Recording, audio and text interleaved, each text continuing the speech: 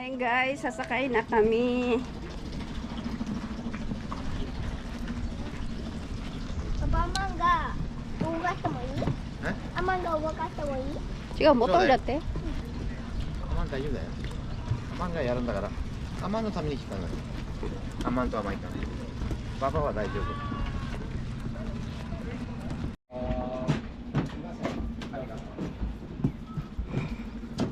Nakita mga bangka nila oh.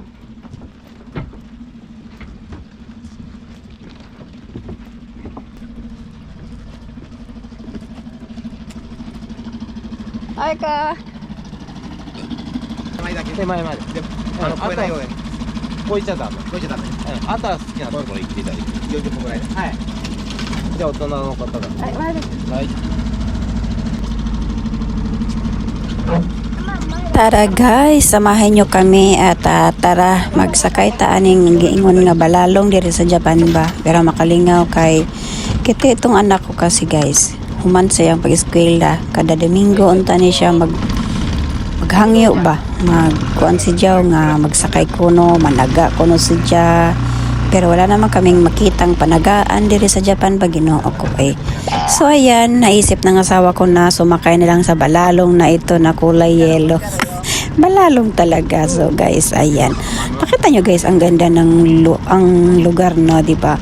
Napaligiran talaga siya ng kabundukan. Ang ganda dito guys, meron kang parang kapayapaan, no? Di ba minsan-minsan guys, mag-ikot-ikot lang naman para makita yung ating aura paminsan-minsan, yung alam mo yung mother ka tapos cameraman ka, o diba? At tuwang-tuwa itong anak ko at yung isa namang si kulit ko ay nung nagtabunan ng kanyang kuya, gusto lang niyang mag-drive at turuan naman talaga ng asawa ko na talagang ma-enjoy para naman sa panibagong linggo at kanyang pag-aaral, makita niya na excited din naman.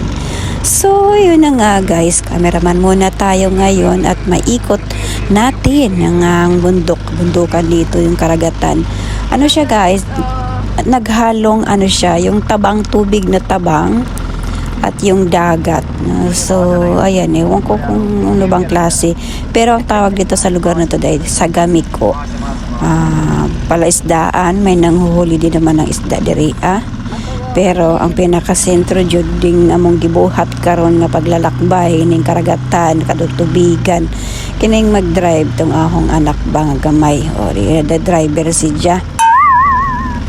So habang magkamera tayo, nagustuhan ko talaga yung lugar dito guys, na kahit minsan pag pumupunta kami dito laging umuulan at ngayon naman hindi naman taon-taon talaga kami nagpupunta dito.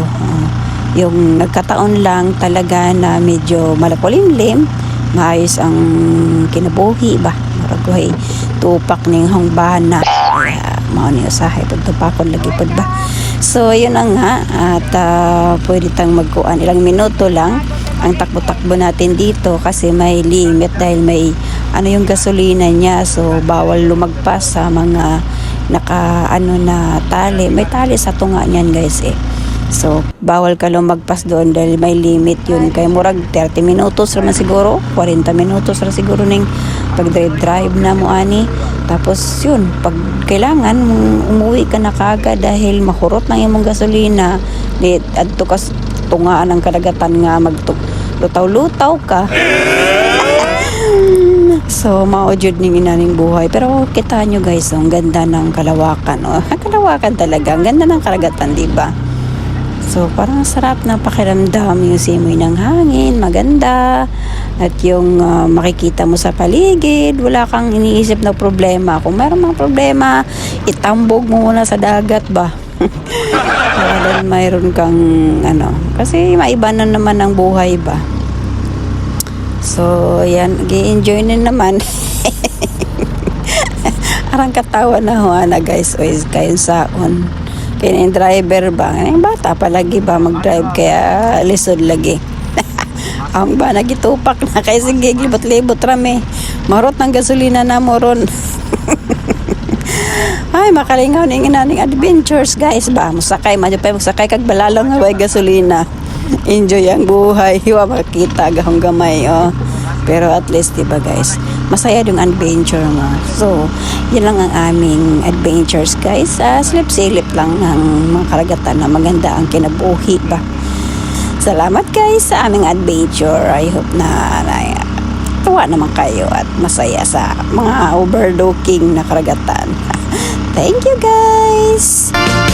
Titigan mo, pagsawaan mo tingnan, nakakakigil pag pinagmamasdan. Kung sumayaw, talagang nakakawin ka.